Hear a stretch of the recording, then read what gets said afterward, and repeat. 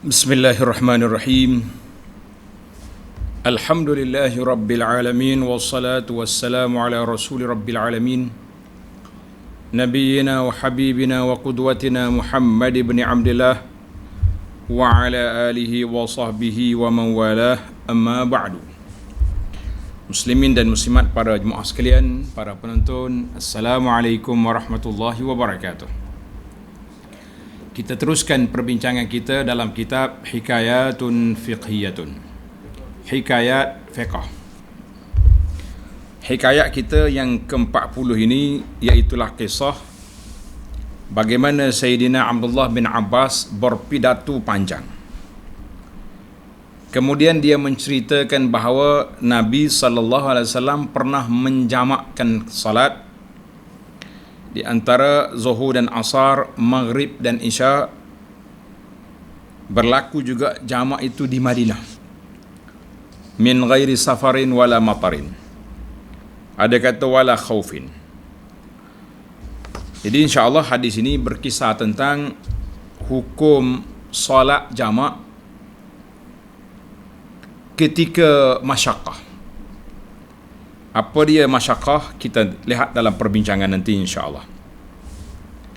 Baik para jemaah sekalian, kita pergi kepada nas ataupun teks hadis sebelum pergi kepada perbincangan. Seorang ulama tabi'in,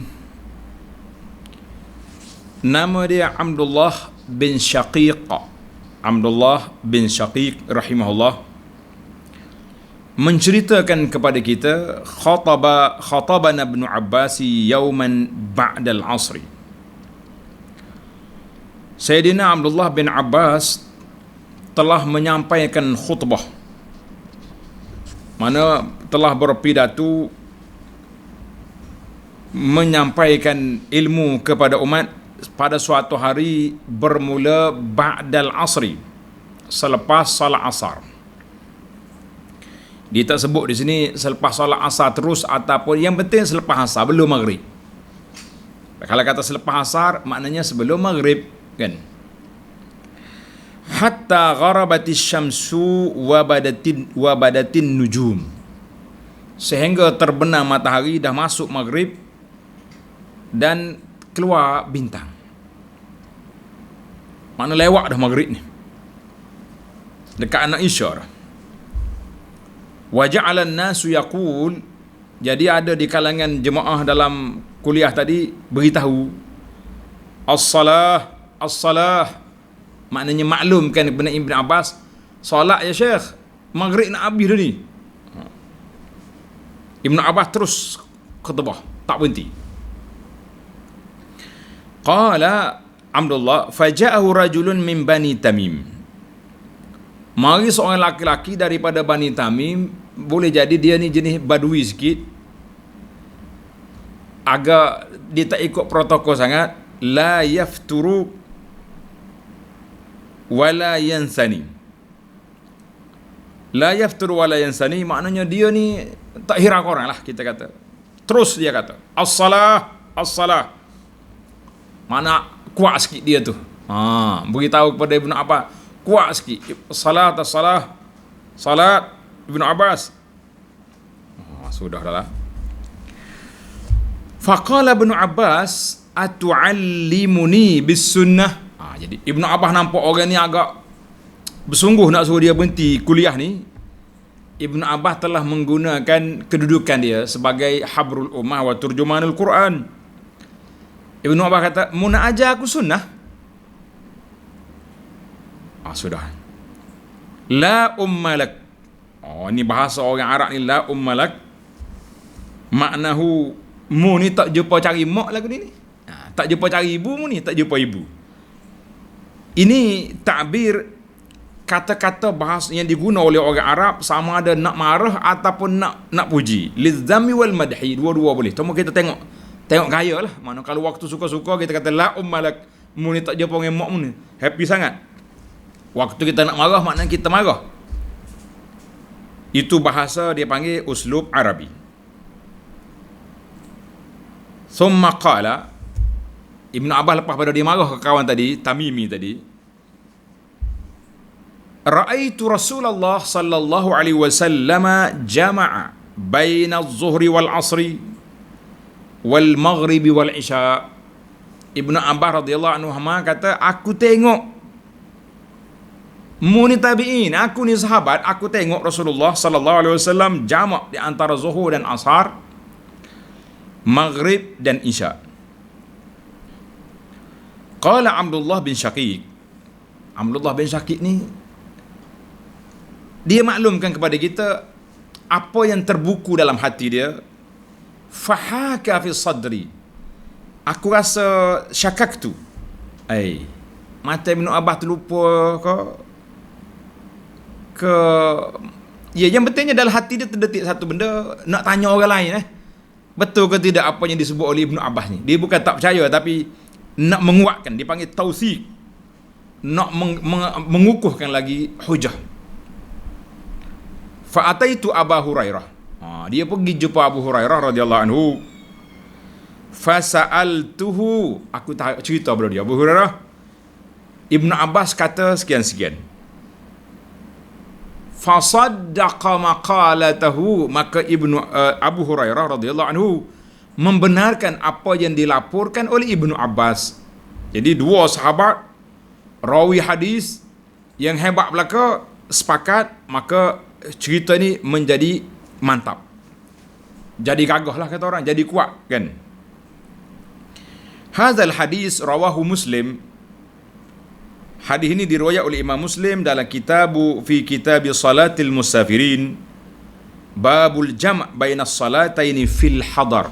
Tengok Imam Muslim dalam syarah kitab ni, syarah Muslim yang disyarah oleh Imam Nawawi rahimahullah taala, dia buat bab dah. Bab memang dia sebut macam tu bab dia. Babul jam'i baina salataini fil hadar. Bab jamak salat, jamak dua salat fil hadar, maknanya bukan musafir.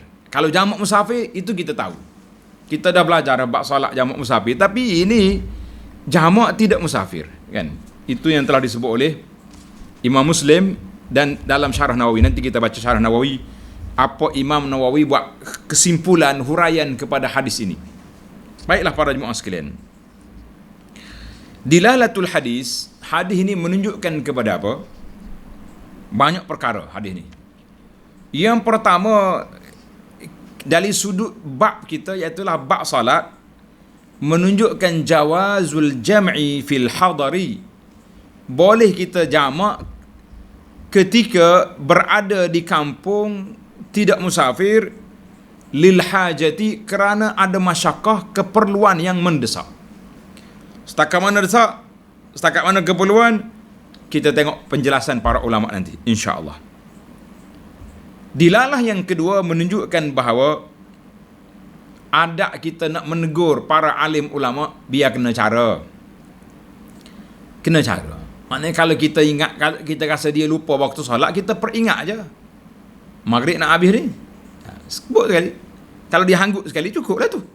Jangan doa asap pula air 10 minit lagi doa. Jangan orang panggil, jangan menekan.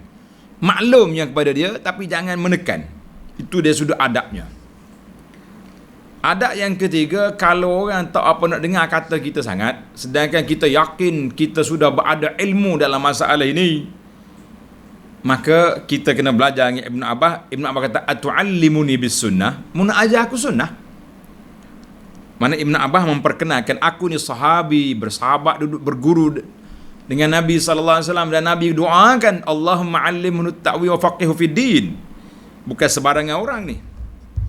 Itu di antara dilalatul hadis. Kita pergi kepada minal mawdu'atil lati tusar. Di antara isu yang dibincangkan seperti biasalah 10 perkara. Yang pertama, kita nak kenal rawi hadis, nama dia Abdullah bin Syaqiq al-Uqayli. Kunyah dia Abu Abdurrahman. Ada juga orang panggil Abu Muhammad al-Basri, tabi'iyun min ahli al-Basrah. Ulama tabi'i dari kalangan orang Iraq, orang Basri, orang ahli Basrah. Abdullah bin Syaqiq meriwayatkan hadis daripada Sayyidina Umar, Uthman, Ali, Abi Zar, Abi Hurairah, Aisyah, Ibnu Abbas dan lain-lain para sahabat. Wa huwa thiqatun fil hadis. Ulama hadis kata dari riwayat dia Abdullah bin Syaqiq thiqah. Thiqah. Wa rawa ahadits salihah illa annahu kana fihi nasbun. Cuma dia dalam masalah Ali dengan Uthman, dia lebih memihak kepada Sayyidina Uthman. Yuhibbu Uthman. Maknanya lepas pada kewafatan Uthman tu, dia ni termasuk di kalangan orang yang nak membela darah Uthman. Menganggap Sayyidina Ali macam kurang prihatin. Isu kurang prihatin ni daripada dulu lagi lah. Orang yang tak setuju alik ni kata orang yang tak prihatin macam-macam. Allahu akbar. Wa qala Ibnu Ma'in, ulama hadis kata thiqatun min khiyaril muslimin la yut'anu fi hadisi. Mana riwayat Syaqiq, Abdullah bin Syaqiq, riwayat yang dipercayai, tidak ada orang panggil cacat celah dalam riwayat hadis. Cuma dalam masalah nasbun tadi itu masalah lain. Wa kana Abdullah bin Syaqiq ini terkenal dengan nama mujabud da'wah, seorang yang doa dia mustajab. Bila dia tengok awan berjalan tiup, dia kata la tajawuz kaza kaza. Awan mau pergi sekat depan tu ya, turun je situ. Jangan pergi lebih. Sebab kebun kita setakat tu ya, contohnya. Wallahu alam, dari sudut karamat para aulia ini banyak. Ada yang memang dipercayai dan ada yang boleh kita bincang-bincangkan, kan. Dia ni meninggal pada tahun 108 Hijri rahimahullahu taala. Itu Abdullah bin Syaqiq. Adapun as-sahabi al-jalil Sayyidina Abdullah bin Abbas bin Abdul Muttalib, ini sepupu Nabi. Dia pergi Islam bersama dengan ayah dia Al-Abbas sebelum pembukaan kota Mekah sedikit. Mana dia dalam perjalanan nak pergi, Nabi kita mari ke Mekah, jumpa situ. Nabi kita sallallahu alaihi wasallam doa kepada Allahumma 'allimhul hikmata wa ta'wil al-kitab. Itu di antaralah banyak riwayat. Ada kata Allahumma faqihu fid din wa 'allimhu ta'wil. Dalam riwayat kita ni Allahumma 'allimhul hikmata wa ta'wil al-kitab. Ajarkan kepada dia ilmu sunnah dan tafsir Al-Quran. Masya Allah, anak cucu dia telah pun dapat membina apa ni dia panggil Daulah Al-Abbasiyah. Kan, kita lepas pada Nabi Khulafa' Ar-Rasyidin, Al-Khilafah Ar-Rasyidah, kemudian mari Amawiyah, kemudian mari Abbasiyah. Ini anak cucu Abbas, Al-Abbasiyin. Baiklah para jemaah sekalian, kita dah cerita panjang tentang Ibn Abbas. Yang ketiga, siapakah rajul min Bani Tamim yang mari menekan suruh Ibn Abbas salat ni? As-salah. Kata di pengarang kita ini, lam a'thur lahu ala ismin. Aku tak jumpa nama dia mengikut sumber-sumber yang aku rujuk. Wal jahlu bismihi la yadur. Dan tak tahu nama pun insya-Allah tidak memberi mudarat. Sebab kisah itu telah diriwayatkan oleh orang lain.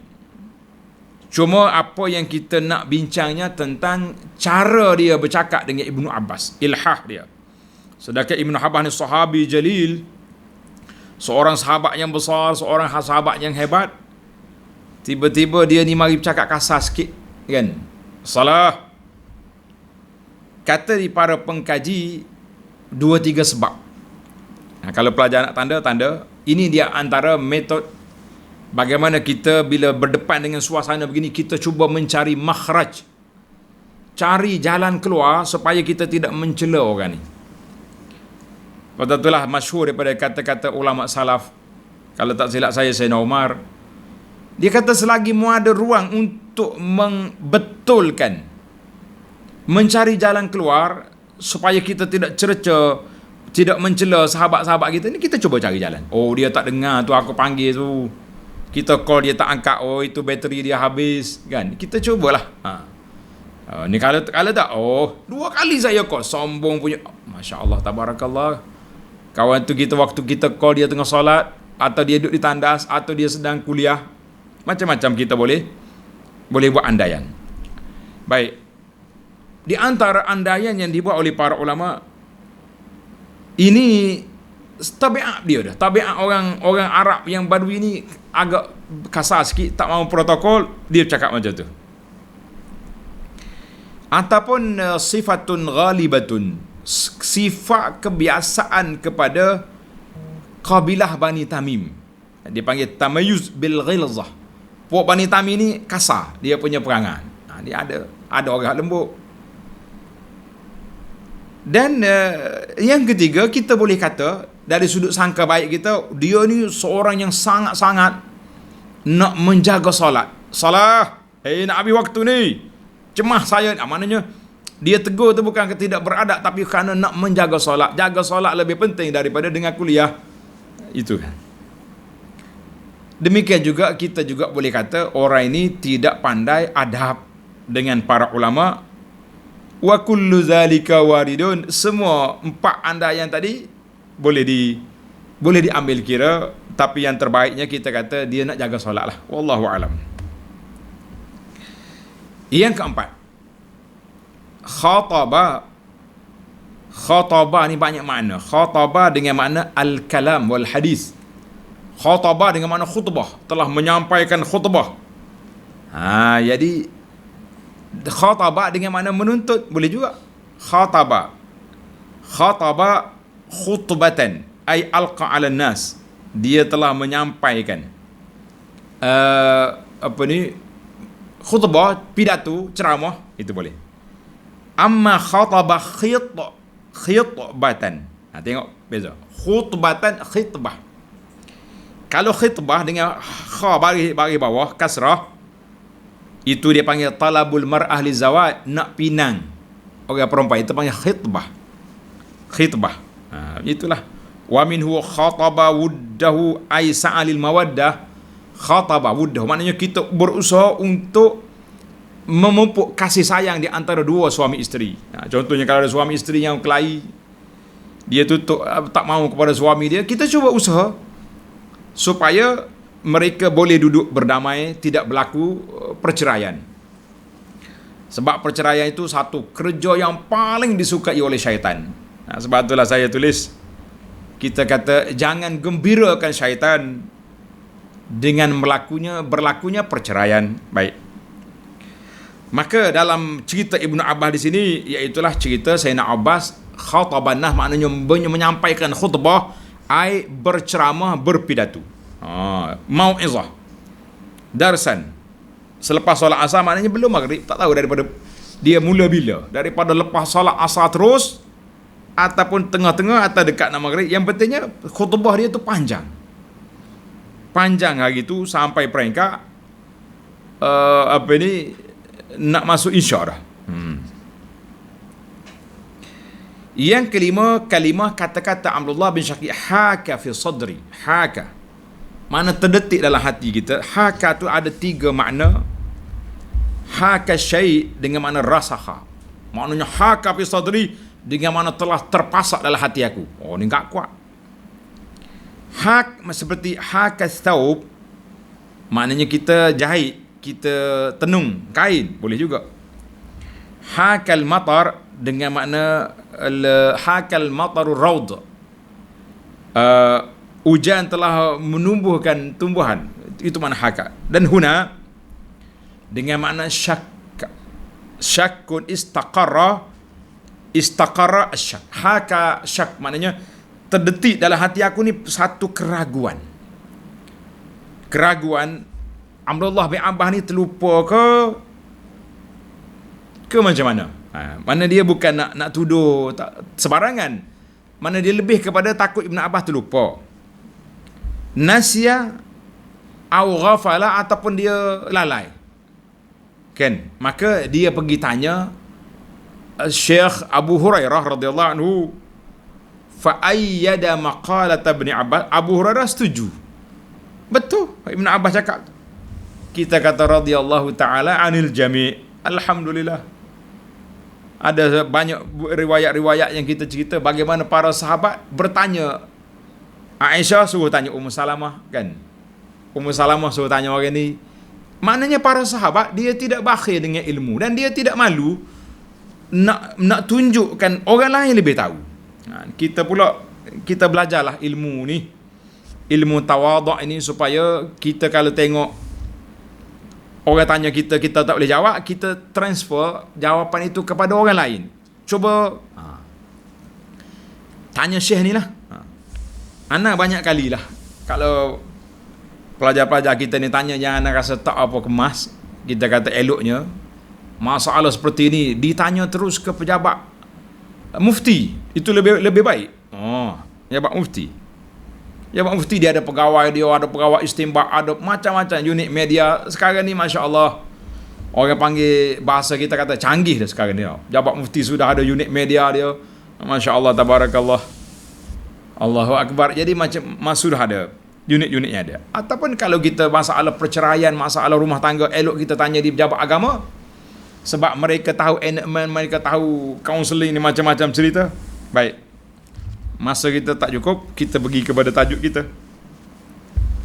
Yang keenam, kenapa Ibnu Abbas yaghdab, agak marah kepada Tamimi tadi, yang duduk asak dia suruh berhenti solat ni. Kali pertama kawan tu cakap as-salah, sakata. Ibnu Abbas diam. As-salah, Ibnu Abbas kali yang kedua diam. Ulang lagi kali yang ketiga. Sudah. Ibn Abbas salah. Maka Ibn Abbas pun mula respon. Apa awak ni? Maka di sini ada beberapa perkara. Kenapa respon Ibn Abbas tu agak kasar? Atu'allimuni sunnah? Marah. Sebab yang pertama tanda kenapa Ibn Abbas marah kepada Tamimi tadi? Yang pertama, wujubul adab ma'al ulama. Wajibnya seorang itu beradab dengan ulama. Jadi kalau orang duk asak kita juga, kita tak respon, jadi kita rasa tidak kena dengan ketokohan kita. Kita kena jawab juga. Mana kita kena jawab lah. Kalau tidak, orang tu tak faham. Kenapa kita tak nak berhenti sangat ni? Kan? Yang kedua, kita sebagai pelajar, sukut al-alim an ilmi,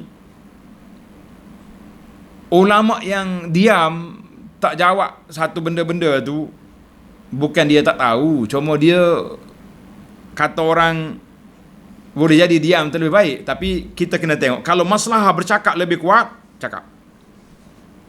Bukan semua diam tu baik. Ada juga orang kata diam tu baik. Kita kata lah, dalam masalah menegakkan kebenaran, bercakap lebih baik daripada kita diam. Sebab bila diam, orang salah guna. Dia kata, saya cakap, ustaz diam ya. Ini kita takut hari ni. Yang saya bimbang hari ni, apabila kita berada dalam grup-grup mazhab wasafi ni.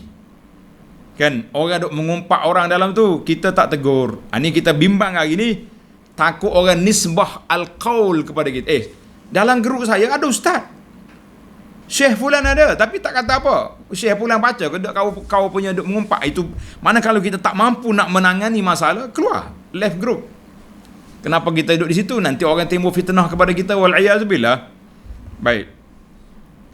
Yang keempat, seorang itu semangat nak solat, bukan semesti dia lah orang paling bertakwa, paling alim.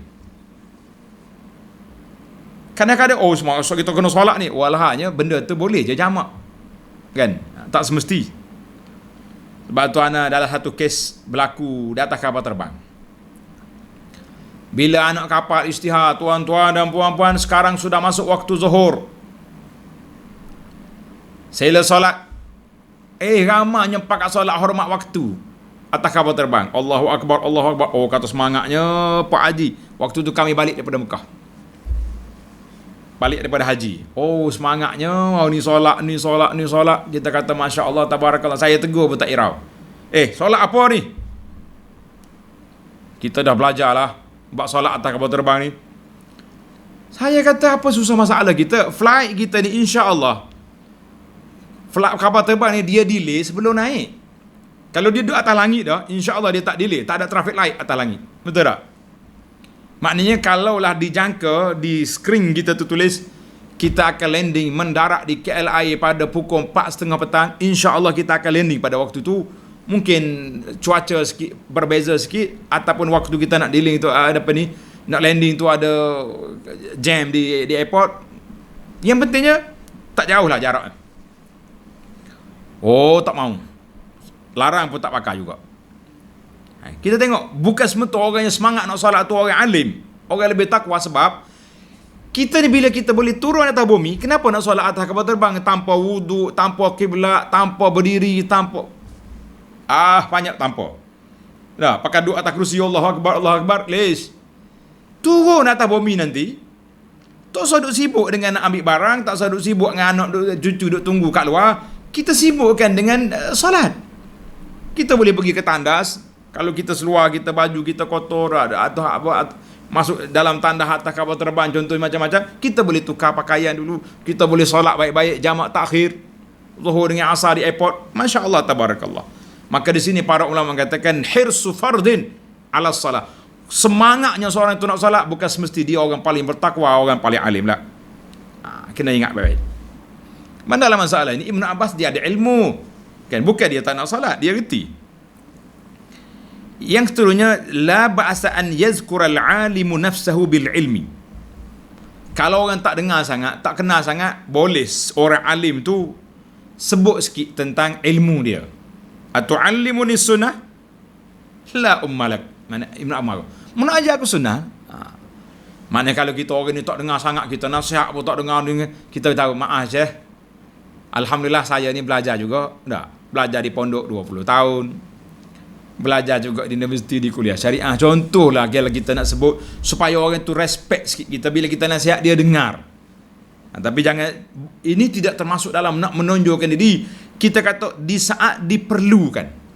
Contohnya kita duduk di airport, di stesen bah dia, orang ni kata nak solat jamu, orang ni kata macam ni, kata macam ni, kita kata maaf lah, saudara yang sedang duduk bertegak leher ni, saya ni alhamdulillah saya belajar sikit-sikit. Kita sebut apa yang kita tahu, mudah-mudahan mereka dengar kata boleh. Tapi jangan sombong, awak nak jadi imam, oi tak layak, saya orang paling, alah, ini mutakabbir, ini orang sombong, ketepikan dia. Itu lain. Baik, perkara yang ketujuh, ilmu Ibn Abbas bis sunnah. Oleh kerana Ibnu Abbas radhiyallahu anhuma ini, dia tahu, dia ada ilmu tentang sunnah Nabi sallallahu dalam bab salat, yang menyebabkan dia tidak layan dengan teguran orang yang menegur tadi. Salat, Ibn Abbas kata, sabar, aku nak habiskan ayat aku dulu.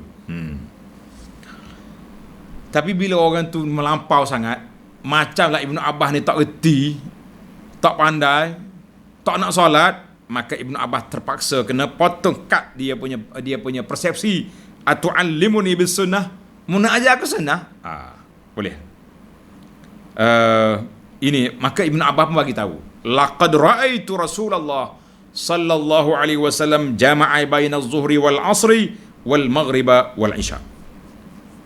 Aku tengok Nabi kita jamak di antara maghrib, zuhur dengan asar, maghrib dan isya. Dalam hadis lain Ibn Abbas kata apa?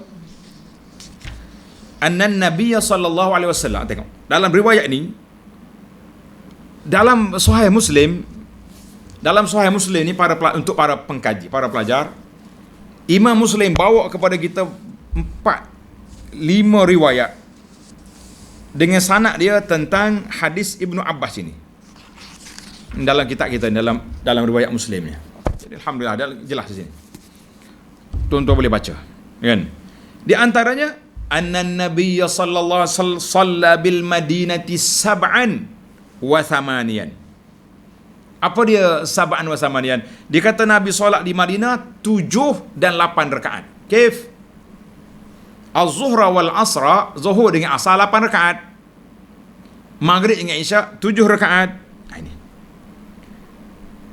Dalam riwayat lain, min ghairi ni, jama'a baina az-zuhri wal 'asri wa baina al-maghrib isya bil madinati min ghairi khaufin wala matarin, tanpa takut dan tidak juga hujan. Mana kalau hujan tu kita panggil jamak kerana hujan, jamak takdim kan. Takut pun tak, musafir pun tidak. Qila li Ibn Abbas, orang tanya Ibn Abbas, ma arada bizalik, kenapa Nabi SAW jamak di Madinah? Seperti ini, qala arada an la yuhrija ummatahu. Ibn Abbas jawab, Nabi kita SAW tak nak menyusahkan umat dia. Di sini dibahas panjang oleh para ulama, berbeza di antara tak nak menyusahkan umat dengan nak menyenang, nak mempermudahkan. Lain.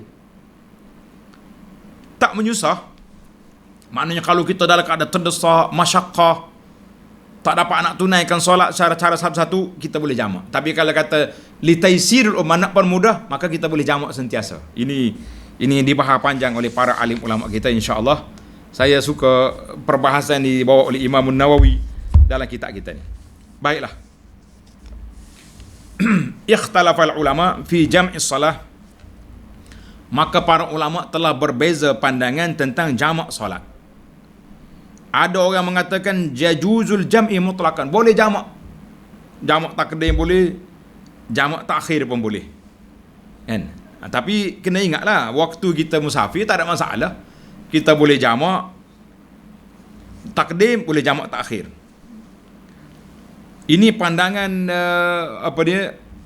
kabir, adadun kabir minas sahabat wa tabi'in, daripada Imam Syafi'inya, Imam Ahmadnya, dan ulama-ulama lain kata, kita ni bila kita musafir, kita boleh jamak. Boleh jamak. Zuhur, asar, maghrib, isya, takdim ke takhir, boleh juga. Ada sebagian ulama kata, la yajuzul jam' illa bi Arafah wa Muzdalifah. Tak boleh jamak kecuali di Arafah dengan Muzdalifah saja. Ini perkataan pandangan Al-Hasan Al-Basri wa Nakhai, Imam Abu Hanifah, dan dua sahabatnya Abu Yusuf dengan Muhammad Ibn Hasan. Abu Hanifah kata tak boleh jamak kecuali di Arafah dengan Muzdalifah, ya boleh. Lain. Di Mina tak boleh jamak, dia boleh qasar saja. Lain. Ada di kalangan ulama mengatakan al-jamu fis safar, boleh jamak dia dalam musafir saja ketika dia berjalan. Tapi bila berhenti tempat tak boleh. Kita kata alhamdulillah kan. Kita berpegang dengan pandangan majoriti ulama mengatakan kita dibenarkan jamak solat dalam musafir, dan waktu kita berhenti di mana-mana tempat. Dalam siri yang lepas kita dah bincang, jangan lebih daripada 4 hari 4 malam. Kalau kita nak pergi duduk 3 hari je, boleh jamak, boleh qasar. Wallahu alam. Kalau lebih 4 hari tak boleh. Kita boleh jamak dalam perjalanan saja, kita kata baiklah. Maka di sinilah berkatanya jumhur, majoriti ulama mengatakan bahawa al-jam'u li ghairi uzrin li ghairi hajatin la yajuz. Kalau kita nak jamak saja-saja tanpa keperluan yang mendesak, maka itu tidak boleh. Baiklah, itu ada 3 kategori jamak solat. Sekarang ni kita balik kepada hadis Ibnu Abbas. Nabi kita sallallahu alaihi wasallam jamak di antara zuhur dengan asar, maghrib, isya di Madinah min ghairi khaufin wala matarin, tanpa hujan, tanpa takut, semata-mata al-arada alla yuhrija ummatahu, Nabi kita tak nak menyusahkan umat dia. Maka di sini timbul persoalan. Dia kata arada alla yuhrija ummatahu, Nabi tak nak menyusahkan umat dia. Maka kata di para ulama, al-haraju la yakunu illa min masyaqqah. Tidak berlaku haraj, kesusahan itu apabila ada masyaqqah. Maka masyaqqah yang menjadi amil mushtarak, sebab yang boleh kita satukan, yang menjadi keuzuran untuk kita jamak salat, sebab yang boleh kita jamak salat. Kerana itu ada riwayat lain menambah lagi min ghairi khaufin wala safarin, tanpa takut, tanpa musafir. Maknanya kita ada 3, tak takut, tidak musafir, tidak hujan. Tapi Nabi kita pernah jamak. Jadi macam mana di sini? Maka 3 sebab yang boleh jamak. Safar, matar, hujan, matar, khauf. Tambah satu lagi. Apa dia tambah satu lagi? Al-marad, sakit. Sakit. Boleh tak boleh jamak sakit? Maka di situ timbul soalan, di antaranya orang yang istihadah. Kan? Maka kata di para ulama dalam masalah ini, seperti yang disebut oleh Imam Nawawi rahimahullah ta'ala dalam syarah Muslim. Nawawi kata apa? Wazahaba jama'atu minal a'immah. Ada juga ulama kata boleh kita jamak di tanpa musafir, tapi lil hajah, kerana kepentingan terdesak, tetapi la yattakhidhuhu adatan, jangan jadi satu adat. Jamak sentiasa kita macam puak Syiah. Syiah dia jamak selalu. Puak Ibadi di Oman jamak dia. La. Maka yang boleh di sini iaitulah kata Imam Nawawi, mahmulun 'alal jam'i bi'uzril maradi au nahwihi. Jadi kita ambil lah boleh kita jamak kerana keuzuran sakit atau seumpama dengan sakit. Jadi dibahas wa hadza qaulu Ahmad. Ini pandangan Imam Ahmad bin Hanbal, Qadhi Husain daripada ulama Syafi'i telah memilih pandangan oleh Al-Khattabi wal Mutawalli wal Ruyani daripada ulama Syafi'i, wa huwal mukhtar. Imam Nawawi kata inilah pendapat yang terpilih li zahiril hadis, kerana zahir hadis ini wali fi'li Ibn Abbas radhiyallahu anhu wa muwafaqati Abi Hurairah wali annal masyaqqata fi ashaddu minal matar, sebab kesusahan yang berlaku dalam hidup kita ni lebih berat daripada hujan. Kita oleh kerana kalau takut hujan pun kita boleh jamak kan. Nak mari solat asar payah, kita jamak zuhur awal-awal lagi. Maka para jemaah sekalian, kita kata alhamdulillah, timbul lagi soalan dalam kehidupan semasa kita hari ini, apa yang kita nak kelaskan, yang kita nak letak di dalam kategori masyaqqah. Apa dia yang kita nak start? Sebahagian ulama menyatakan bahawa di antaranya hirasatul junud. Al-junud, tentera-tentera yang berkawal. Jadi kalau tentera dia berkawal, payah nak tukar shift, maka mereka ini juga di antara orang yang boleh jamak. Tapi tidak qasar, ingat baik. Bukan qasar, ini jamak dia boleh. Jadi boleh. Orang sakit yang terpaksa menghadapi al-amaliyatu al-jirahiyah, pembedahan, buat operate ni, maka masa yang lama. Contohnya, doktor kata kita bedah pukul 2 tengah hari. Contohnya kita kata kita belah ni pukul 10 pagi. Orang ni dijangka akan sembuh sedar balik pukul 5 petang. Tak apa, zuhur dengan asar dia jamak. Kalau kita bedah petang, dia ni mungkin pukul 10 malam baru sedar. Jadi kita solat zuhur dengan asar jamak takdim, maghrib dengan isyak jamak takhir. Alhamdulillah boleh. Jadi bagi orang sakit yang seperti ini, baik doktor pakar pembedah ni, kalau dia tak ada shift nak tukar, mungkin susah bagi dia dengan darahnya, dengan pakaian dia. Kita kata insya-Allah doktor ni juga dibenarkan, tapi jamak tidak qasar. Mana 8-7. 8 rakaat asar zuhur asar, 7 maghrib isyak. Itu di antara lagi lah. Maka para jemaah sekalian, masyaqqah di sini masyaqqah yang nisbi, kita tak tahu. Pasal tu ada orang tanya hari ni, Ustaz, kami ni kahwinkan anak majlis walimah, boleh tak boleh saya nak jamak solat? Oh, saya solat pukul 6 petang lagi lah jamak takhir, sebab pukul 6 dah habis majlis. Ni kalau nak solat asar pukul 2, pukul 1 zuhur, orang tengah ramai, asar orang. Ada ustaz jawab boleh. Tapi kalau tanya saya, pandangan peribadi kita, Abu Anas yang kerdil ni, afallahu anhu wa an walidai, saya kata tak sampai peringkat nak jamak masyaqqah sampai begitu sekali. Kita tengah ada tetamu ramai pun, kalau kita pergi ke tandah boleh. Gak nak solat zuhur 4 rakaat bukannya lama, bukan solat tarawih. Tak sampai pun 5 minitnya. Allahu akbar, Allahu akbar. Kita dekat pukul nak zuhur, sebelum tetamu datang kita ambil wuduk siap-siap. Solat. Apa yang jadi kalau orang tanya, mana tuan rumah? Solat. Kita gililah. Suami solat dulu. Kemudian isteri pergi solat. Kalau tamu datang, mana puan hajah? Sekejap dia solat. Kan nanti orang datang pula, mana Pak Haji dia? Maaf, dia tengah solat. Makan dulu silakan. Boleh je sebenarnya. Nak tak nak je. Cuma dia kata, pengantin lah pula susah Ustaz. Make up dia tu bayar mahal. Kalau nak solat asar nanti, macam-macam lah. Yang pentingnya kerja dunia kecil-kecil ni, kita ambil lah keberkatan dalam hidup kita ni. Salat. Wasta'inu bis sabri was salah. Jangan mudah-mudah. Maka Alhamdulillah, hadis Ibnu Abbas ini jangan sewenang-wenangnya diguna pakai suka-suka je. Nabi solat di Madinah. Sebab itulah seorang ulama besar, nama dia Al-Imam At-Tirmizi. Imam At-Tirmizi, dia kata apa?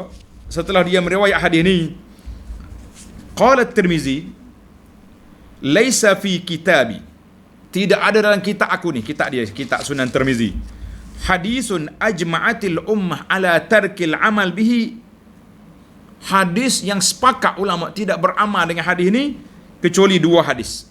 Dia kata hadis yang pertama hadis Ibnu Abbas, jamak salat di Madinah min ghairi khaufin wala matarin, dan hadis dibunuh orang yang minum arak pada kali yang keempat. Qala An-Nawawi, hadis tentang minum arak betul, tidak dibunuh. Tapi hadis Ibnu Abbas ni kata di Tirmizi, kata ajma', sepakat ulama. Imam Nawawi tak setuju. Nawawi kata lam yajma'u ala tarkil amal bihi, tidak sepakat ulama meninggalkan hadis Ibnu Abbas. Tetapi hadis Ibnu Abbas ini dipakai dalam keadaan masyaqqah, dalam keadaan terdesak. Kita sendiri yang buat masalah. Kita sangat terdesak, nak cari tempat tak boleh, nak solat macam mana tak boleh, maka kita boleh khasar, boleh jamak pada ketika itu. Tapi masalahnya saya ni tak sama yang asal lagi ni. Yang kita masyaqqahnya asal, nak jamak dengan apa? Ajak jamak dengan maghrib, tidak ada. Ini kita kena hati-hati para jemaah sekalian. Baiklah, tentang jamak qasar ni kita di sini hikayat fiqhiyah, perbahasan panjang tuan-tuan boleh tengok dalam kisah-kisah dalam kitab-kitab fiqh yang panjang. Jadi Alhamdulillah para jemaah sekalian, baiklah kita jagalah ibadat kita ni dengan cara yang baik supaya tidak sewenang-wenangnya. Ada setengah orang ni 4-5-6 orang ustaz tanya. Bila dia nak kahwin anak, tanya ustaz. Akhir kali saya ikut ustaz tu. Saya jamak hari ni, nak solat pukul 6 petang nanti. Kita kata silakanlah, dah awak nak pakai buah dia. Tapi kalau tanya abu ana, abu ana kata la salli fi waqtihi. Salat zuhur pada waktunya, asar pada waktu dia. Kita nak kata apa? Dah, masa kita sudah ada. Dan kalau kita rasa susah sangat, kita buat satu sudut dewan yang kita buat majlis kenduri tu, satu sudut tulis musalla situ. Siapa tak solat lagi, dipersilakan. Tuan rumah duduk solat tu. Kan lebih baik. Nah, dewan besar, siapa tak solat? Saya tak solat lagi. Silakan. Boleh je kita kempen-kempen dah. Tutup sekejap lagu-lagu tu, cakap dengan DJ, stop lagu. Waktu orang solat ni. Kan? Masya Allah, tabarakallah. Nak dengan tak nak je lah para jemaah sekalian. Kata orang tepuk dada, tanya iman. Tamatlah kita perbincangan ringkas tentang hadis Ibnu Abbas. InsyaAllah kita sambung lagi perbincangan kisah yang ke-41 dalam siri akan datang. Subhanakallahumma wa bihamdika asyhadu an la ilaha illa anta astaghfiruka wa atubu ilaih. Wa sallallahu ala nabiyyina Muhammad wa ala alihi wa sahbihi ajma'in walhamdulillahi rabbil alamin.